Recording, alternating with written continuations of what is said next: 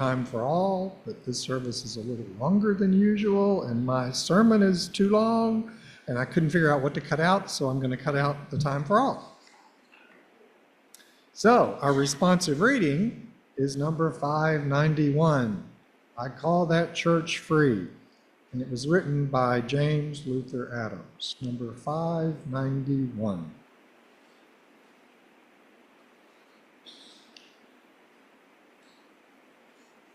I call that church free, which enters into covenant with the ultimate source of existence.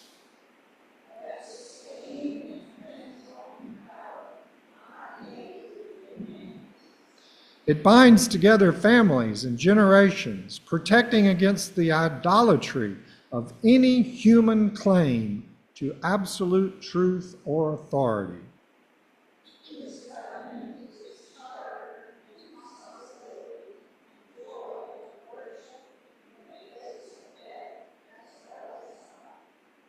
I call that church free, which brings individuals into a caring, trusting fellowship.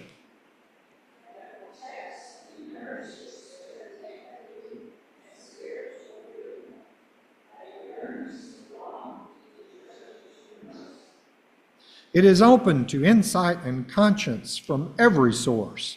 It bursts through rigid tradition, giving rise to new and living language, to new and broader fellowship.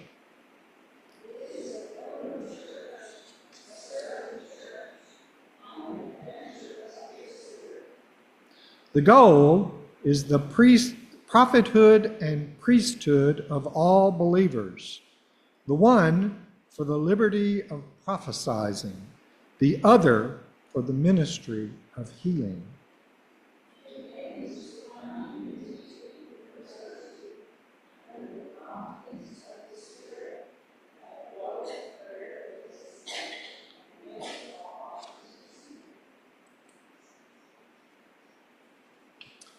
The following is probably the most unusual prayer I've ever shared, and it comes from Alice Walker from her novel, The Color Purple.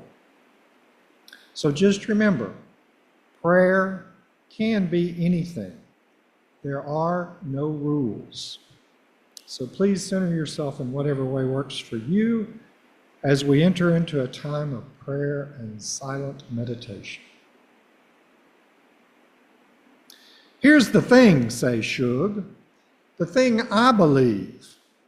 God is inside you and inside everybody else.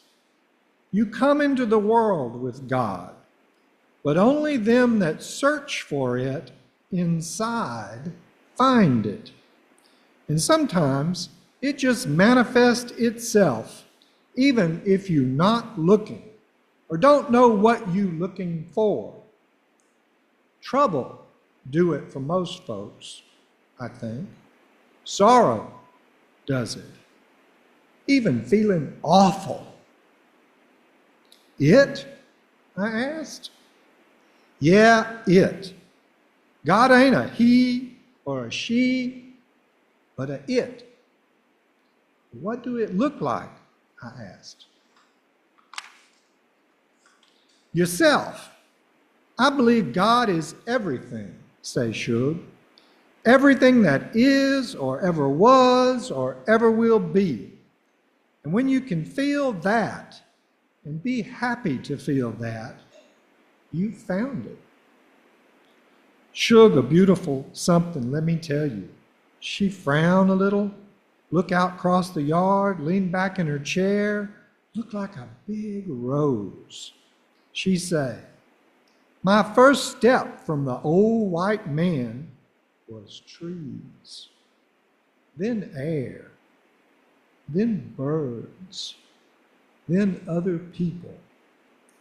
But one day, when I was sitting quiet and feeling like a motherless child, which I was, it came to me. That feeling of being part of everything, not separate at all. I knew that if I cut a tree my arm would bleed. And I laughed, and I cried, and I run all around the house. I knew just what it was. In fact, when it happened, you can't miss it.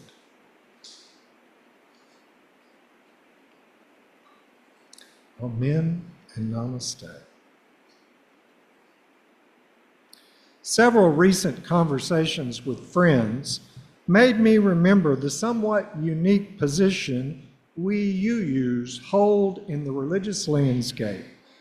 And it's not what a lot of religious people want. Many people want certainty or unconditional hope, and we don't provide either, at least not on a regular basis. By certainty, I mean an affirmation in the afterlife or heaven. For many people, that means they are in the right group and they have been saved.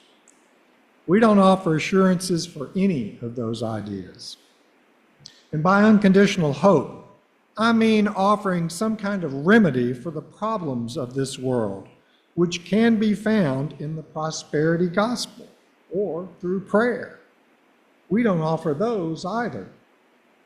One friend was turned off long ago by the idea of hell, so that extreme doesn't appeal to him.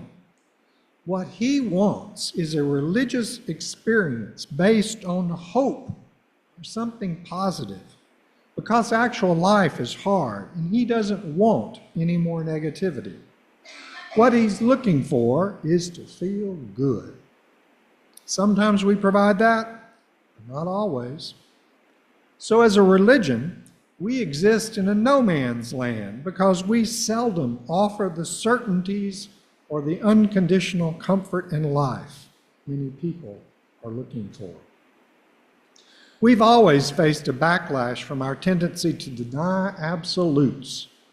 We rebelled against creeds, which are simply beliefs set in stone, regardless of whether or not those beliefs are based on any form of reality. Followers of certain religions are expected to affirm their creeds, but we're clear. We promote values, not creeds. We say we believe in values. Others may have certain beliefs that we don't accept, but the difference for me is that any belief that can't be acted upon in some way is quite possibly imaginary. You can believe in justice and act accordingly, maybe not always effectively, but you can act in the name of justice for people who deserve justice. On the other hand, you may believe in hell, but there's no tangible way that you can act upon a belief in hell, except through coercing others to share that belief. Our values are of this world, not some other world. As I edited this sermon, I was reminded that there's really nothing new here, only reminders for us all, including me. Even so, having beliefs that are based on ideas such as heaven or hell can still have real-world consequences, especially when those in power force those ideas on us all. So, we must remember and also actively promote our values. Today, I want to explore some of the certainties other religions promote and we reject, versus what I believe are the actual realities of existence. Sadly, people will believe the unbelievable. They always have. And yet, the world keeps turning regardless of what any of us believe. We can accept what others believe and still move on, acknowledging actual reality. And as Stoic philosopher Seneca wrote, "Let us be free of unbridled passion, yet full of love." We can always be kind to others and demonstrate our love for other people and the world. Yes, love is a value that can be demonstrated. The first subject I'll tackle is the idea of divine punishment for sin. And remember, I'm reminding us of why we believe what we say we believe. For a long time, many of our religious ancestors, the ultimate authority in the world was the Catholic Church. Before Christianity became the state religion of the Roman Empire, Christians were constantly embarrassing the Romans because Christians were so good to others, always taking care of the sick and each other's needs, something the empire wasn't willing or able to do. But over time, after Christianity became the state religion, the focus for Christianity gradually changed, primarily due to church teachings. The church taught that getting into heaven depended on good works and the forgiveness of sins. Altruism was taken over by guilt. The church promoted that fear, and subsequently their followers feared for their very souls. The church then profited off of all that guilt by letting their followers purchase salvation through the sale of indulgences, or get out of hell free cards, except they weren't free. In reality, the Catholic Church built many elaborate buildings, such as the Sistine Chapel, off of the profits brought in by the sale of indulgences. Martin Luther rebelled because he had problems with the church taking advantage of the poor through the sale of indulgences. Luther claimed the only way to get into heaven was through faith, but he came to that belief in a rather circuitous way. First, Luther attempted to be perfectly good. In fact, he was rather obsessive about being good, but he always failed. So he went in the other direction, saying we had to be perfectly faithful. When I learned of Luther's obsession in seminary with trying to be perfectly good, my first thought was that he was obsessive compulsive. It turns out several books have been written about Luther's obsessive compulsive tendencies. According to reports, Martin Luther suffered from the specific type of OCD called scrupulosity OCD, where one's obsessions largely surround their highest values. As a very religious person, Luther experienced intrusive thoughts of wrath, painstaking urges to curse God, and unwanted images of the devil popping into his mind. He attended confession excessively to counteract these obsessions, which is thought to have been his compulsion as he sought reassurance. At times, Luther blamed a battle between God and the devil for his intrusive thoughts, and is quoted as saying, "When the devil introduces such perverse thoughts into our heads against our will, God wishes to occupy us so that we don't get lazy, but fight against them and pray." So, Luther's OCD-inspired theological beliefs led to the creation of all the salvation theologies currently circulating within Protestant Christianity. Yes, his OCD problem morphed into a vast theological competition among the various Protestant churches to define and claim the proper ways to be faithful and thus saved. Our Universalist ancestors rejected all of these theologies as unnecessary and claimed all were saved. And here's where a second conversation somewhat shocked me. This friend didn't really appreciate all the various salvation theologies proclaimed by the many different Protestant churches. My takeaway from that conversation and other similar ones over the years is that today, many Protestants don't really appreciate salvation one way or the other. They belong to their respective Protestant churches only because they grew up in them. However, many of the remaining Protestants are die-hard, have you been saved Christians, who understand some salvation theology, and they are quick to point an accusing finger at those of us who are unsaved. But actual reality is vastly different. And I do agree with Luther on one specific reality. None of us will ever be perfectly good. This need to be perfect in order to get into heaven, whether with good works or through some kind of faith, was a fiction created by early Christians. It was made up. Recently, I realized something ironic, or at least it should be for the followers of the Bible. The 10 Commandments were supposedly written in stone by God. Those commandments were basically the rules God gave us for living in this life, in community with each other. Don't lie, respect the property of others, honor your parents, and don't kill, or a few of the commandments.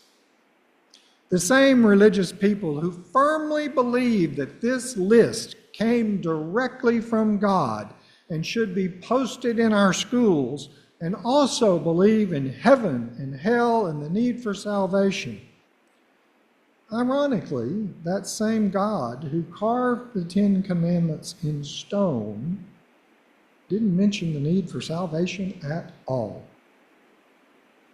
I imagine if salvation were truly important, God wouldn't have forgotten to write it down when he had the chance. But he didn't. Salvation was not required.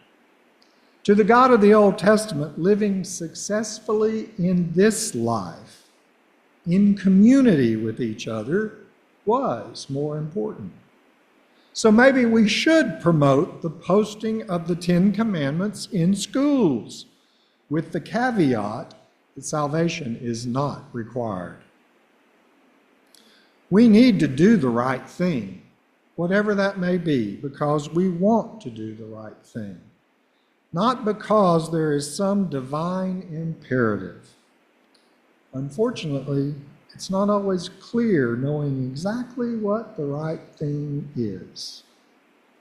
And so simply doing the right thing is part of the no man's land we actually live in.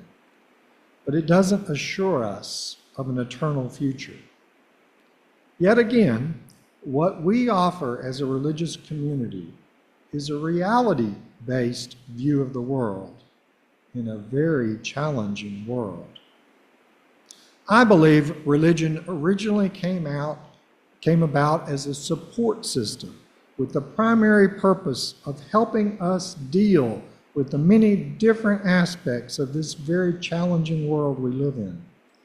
And that includes being good stewards of this world, helping us better understand and deal with all the complex realities of this world. That's one of the reasons we call ourselves the living tradition. Unfortunately, religious leaders often used their followers for their own less than altruistic reasons, rather than actually helping us deal with life as it is. They did this by disconnecting us from our actual lived reality. And that brings me to the second subject I'll briefly tackle this morning, that we're somehow special and above it all. Father Knows Best was a television show many of you may remember. It was about a loving and wise father. In my case, however, life was more of a mother knows best. My mother was smart, wise, and practical. She was a high school science teacher, so she was educated. But even educated people can be wrong, sometimes because they accept the myths they were taught. I remember one specific conversation with my mother when I had to bite my tongue. She was wrong, and I wasn't going to convince her otherwise. I don't remember what led up to her statement, but I said, "We're just animals." She emphatically replied, "We are not animals." I knew better than to argue, but she was wrong. We are animals, like it or not. And that's one challenge our religious community faces, balancing the supposed truths we've been told, often by religious leaders and authority figures, against the actual realities of life that we come to realize later. Once again, finding the balance for UUs is a no man's land because we don't accept these myths while other religions package them up as absolute truths. I personally lost a relationship with a dear friend when I challenged the myth of virgin births and bodily resurrections.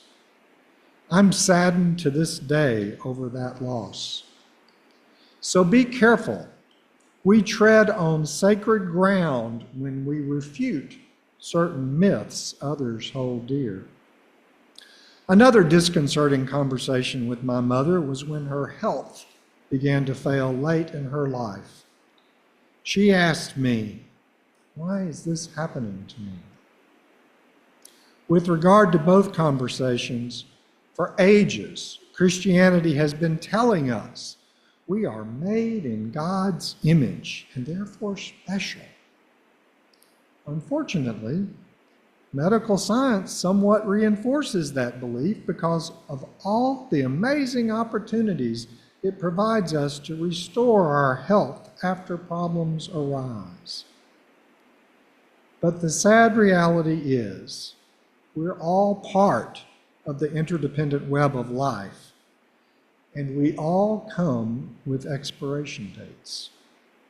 That's not being cold or callous, that's just reality. On the other hand, life itself is an incredible event. In the wider universe, life is obviously rare, or we'd see other evidence of it, but we don't.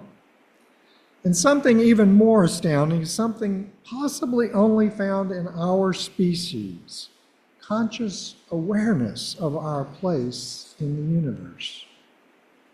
Somehow, each one of us won the molecular lottery. Our collections of atoms came together by some as yet unexplained phenomena and provided us with the wonderful gift of life.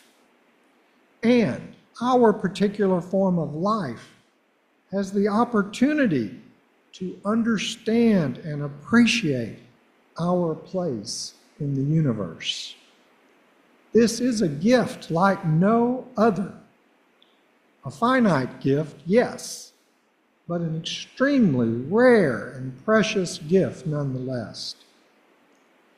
Our challenge is to not take life and consciousness for granted, and to appreciate them for the gifts that they are. We are a finite life form, no more sacred or special than any other life form, but with a unique ability to appreciate all of existence. Once again, let's not take life and consciousness for granted. And above all, let's not assume we are divinely special and thus above it all. And yes, we must promote the reality that we are all part of this world and not some other imagined world to come. The final subject I'll tackle relates to prayer and divine intervention. While many of us believe in the power of prayer, few of us believe in divine intervention associated with prayer. I mentioned one common aspect of divine intervention earlier when I referenced the prosperity gospel. Locally, Joel Osteen and his Lakewood Church are good examples. Lakewood is one of the most popular churches in Houston, with one of the largest congregations in the country. Some people who attend seem to believe that they can manifest a more successful life through Osteen's teachings and possibly through prayer. I firmly believe in the power of positive thinking because constantly worrying is unproductive and negatively impacts our bodies. But simply thinking positive thoughts won't manifest prosperity. Positive thoughts must be aligned with actions to accomplish that. But even that won't assure prosperity. Prayer is also misused when some people rely on it as opposed to proven medical treatments. It's disconcerting to me when someone will blindly accept anecdotal evidence of prayer-based miracles and yet employ willful ignorance with regard to well-researched and documented medical science. Oddly, they believe that prayer delivers miracles, but not when those miracles show up in the form of brilliant medical minds, innovative medical treatments, highly trained and skilled surgeons, or even simple devices like seat belts that minimize the need for medical treatments in the first place.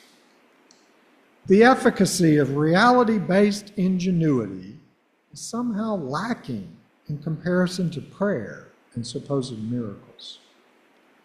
I actually prayed for years for God to take away the awful curse that at the time I believed my homosexuality was. Those prayers were finally answered, but not in the way I imagined.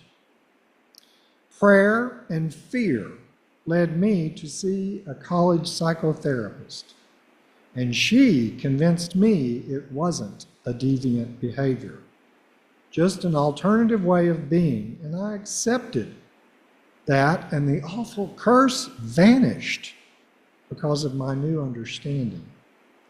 Someone in my community helped me see my truth. That's what we do for others when we're part of a community. We help them in times of crisis. So I'm very skeptical when someone offers prayers for cures to issues and imagined problems, which often are societal prejudices. I simply don't believe in divine intervention because I've seen no evidence it exists through prayer. I do, however, believe the concept of prayer has been corrupted by some authority figures for their own less than altruistic purposes.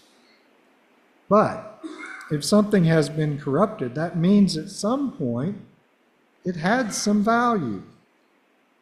As a religious community, it seems that we struggle with the concept of prayer, and for me, we've thrown the baby out with the bathwater. That's not the case with the practice of meditation, but with traditional prayer, it often is, and that's unfortunate. Prayer, meditation, silent reflection, and contemplation are all just different words describing the process of slowing down our thoughts and paying close attention to our lives. And that's what's really going on all around us. I recently shared the following, so please bear with me as I share it again. When you slow down and pay attention, you can begin to allow the reality going on all around you to seep inside. You're then able to make more conscious and thoughtful decisions. One way to slow down is to meditate. Buddhist Pema Chodron says in one of her books, we don't sit in meditation to become good meditators. We meditate so that we will be more awake in our lives. Yes, meditation helps us to get in touch with our lived realities. Prayer does the same thing, as do all other forms of silent reflection. So prayer or meditation, or whatever you want to call it, can have value. Some people are quick to say, however, that the only way that they find that connection is out in nature, and that's fine. Whatever works for you. Author Mirabai Starr says, There's only one holy book, the sacred manuscript of nature, and that everything we need to know is written there. When you're walking in the woods or sitting on a beach, exploring rock formations in the high desert, or catching the trail of a meteor in the night sky, you sometimes glimpse the perfect order of creation.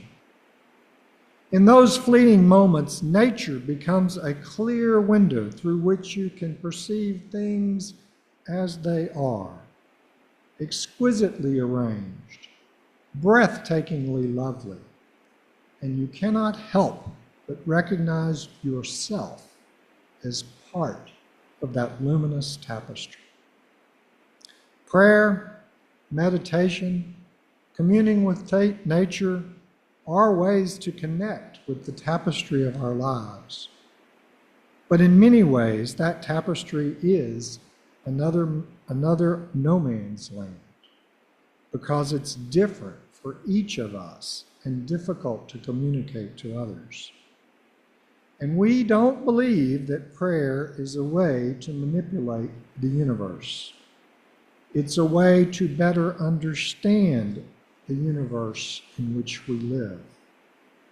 So, another challenge for our religious community is to remember the authentic purpose behind prayer and meditation and all the other forms of self-reflection without defaulting to other contrived purposes.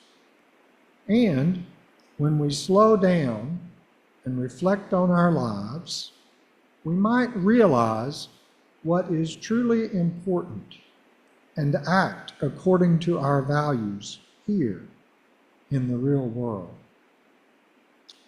In conclusion, as a religious community, one among many, we don't offer any certainties or unrealistic hope to people who are looking for some sort of magic in their lives to soothe their existential woes. Unvarnished reality can be less than satisfying in a religious context. Other religions may offer ways to ensure an eternal future, assurances that we are divinely special creatures, not really of this world, and also special prescriptions through prayer or certain theologies for a more rewarding life. Our religious community doesn't offer any of that. Instead, our religious community reminds us of the values that we believe in, and that it is our collective responsibility to help those values manifest in the beloved community of life all around us, of which we are most definitely a special and unique part. Amen and namaste. Now please join me standing as you're able.